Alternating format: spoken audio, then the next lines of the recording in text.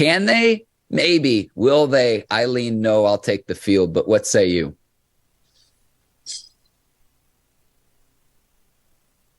Cincy going next year. The Bengals. So hang on, Ike. Let me push back here because they've got $44 million in salary cap space. They've got a lot of guys that they are free agents pending, but they also have to lock up Joe Burrow long term as well at some point in time. But make the case for the Bengals here. That's where I push back. You're going to get what you need to get in the draft as far as like you're going to get your corner in the draft. I'm guessing. You're going to get your corner in the draft. You're going to get you 2 offensive linemen, 1 high, 1 low in the draft.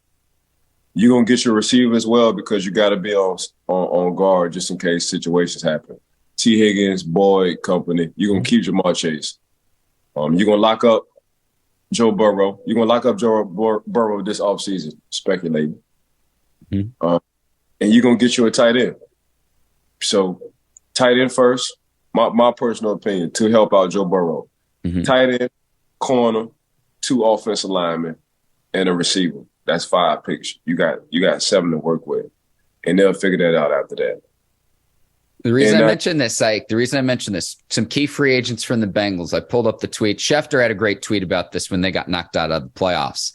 Safety Jesse Bates, safety Von Bell, Hayden Hurst, the tight end, cornerback Eli Apple, linebacker Jermaine Pratt, Samaje Perine, the running back, Drew Sample, the tight end, Trey Flowers, the corner as well, Ike. So a lot of those players are going to be on different teams next season, key contributors to this current season's team. I know you've got a guy by the name of Joe Burrow, but again, that $44 million in salary cap, I think is probably going to go towards, hey, let's make sure Joe Cool's locked up in the Bengals quarterback for the next decade or so. Yeah, but the cap go up. The cap going to be the highest in NFL history this year. All right. I'll restructure a few deals. That'll be exactly what it need to be. Joe Burrow, it needs to get paid, but I think Joe Burrow is smart enough to understand. I want to get to the Super Bowl again and win it. And even though he will get paid, it's gonna be team friendly. My personal opinion. Well, he can make other money and endorsements too, then, Ike. So I see what you're saying. To where you maybe make what, like 90 cents on the dollar instead of the full 100? Yeah, we talking about football. Endorsements ain't got nothing to do with football. That's off the field money. That's what I'm saying though, is to where he makes a little bit less with the Bengals to where what he could make to allow the Bengals to sign other key players that'll help them win Super Bowls. No, you can just give me my money up front. Okay. Dak Prescott me. I see what you're saying. That boy Dak got 90 in 1 year. 90. He got 90 in 1 year. $90 million in 1 year. What it was, 4 for 120 or 4 for 130? Hey, yeah. The boy got 90 in 1 year. I'll go house sit for him while he's over in, I don't know, Cabo and Mexico, somewhere exotic this offseason. Man, that man buying an island. Yeah. He ain't got to go. He's going to Dak Island. Dakota Island. So hang on. You like the Bengals and the AFC, Ike. Is there an NFC? Actually, I already know the answer to this question. You're going to like the 49ers again. Brock Purdy, the quarterback? I mean, that's the big question is who's going to be the starter week 1, given Purdy's injury. I know Trey Lance is going to be coming back. Jimmy G is likely gone as a free agent. So it'll probably be between Lance and Purdy. In all honesty, it to me, if both are healthy, you got to go with Purdy with how he led your team in the back half of the season. But how does health factor into that question? Like something that we won't really know until we get closer to training camp next year. But yeah, I would go with Purdy if both are healthy. That's what I would do. Coach Kyle got some good problems. He got some good problems because it's 2 quarterbacks who got they have to win. They have to win that position. Mm-hmm. They got to win it.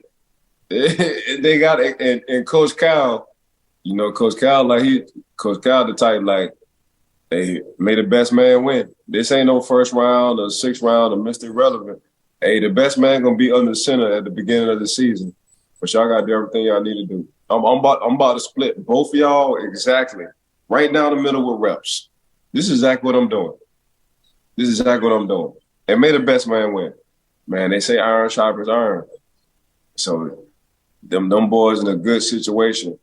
Them boys, here come the drive. You get the drive back. So, I mean, ooh. I mean, with the picks with the drive, though, they got CMC. CMC took some of them picks. Christian McCaffrey took some of them picks. But now I'm a rock with Philly, bro. Really?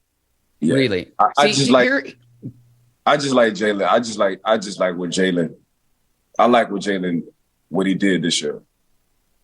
I'm with you, Ike, but with the tougher schedule, because you're going to be playing all 1 seeds from other divisions, they had a really weak schedule. And that was something I wish we'd have talked about, but I heard on other shows where it was like going into the Super Bowl. If you looked at the quarterbacks that the Eagles played this season, they didn't play anyone even close to Patrick Mahomes' caliber until the Super Bowl. So that's something where it's like, they're probably not going to have as good a record as they did this past season. But again, they're going to have tougher competition because, okay, they represented the NFC in the Super Bowl, so they're going to get everyone's best shot. But then because they won the NFC East, they're going to be going up against the other teams that won their respective divisions during next season's play, Ike. I mean, Mark, let's not get it twisted, though. The Chiefs did have two touchdowns on defense. Let's not like Patrick Mahomes went crazy. Patrick Mahomes had 182 yards passing. Jalen Hurts had 374 yards total, just on his own. So let's not act like P. Holmes went crazy. We didn't see P. Holmes go crazy in the touchdown, and we didn't see P. Holmes play bad in the Super Bowl. In the Super Bowl. So, I mean, this was an average game for him. He had an okay game. So here's the thing though, Ike, is I think Philly did a good job of keeping the ball out of his hands. The game plan was sound in terms of let's keep this Chiefs offense off the field, and our best defense will be let's control the clock and play clock management football. True. The Chiefs scored every possession in the second half. That's why I say that. Yeah, I'm not with a short field. You know, I'm not going to say other than one time they had a short field. Mm-hmm. And you just look at this now. Pacheco, the number 10, the running back. I mean, really, he had a case. He had a case on being the end, to be honest with you. This goes back to when the Chiefs won the Super Bowl like 4 years ago. We were asking the question. We were like, should Damian Williams have won the Super Bowl MVP? And Ike, we were like, that's what this is really about, Ike. Duh, right? Did Williams not win that? Did he not win that? He was the Super Bowl MVP in my mind. Mark Damian, Super Bowl MVP. They shoot that man. But anyway. I like the Eagles at Bengals next season. I'm high on the 49ers too. I'm sour a little bit on the Bills. They need to get Josh Allen some help, but we will see what happens next year. Chiefs do open as the favorites to win Super Bowl 58. And that's going to be in Las Vegas next year, Ike.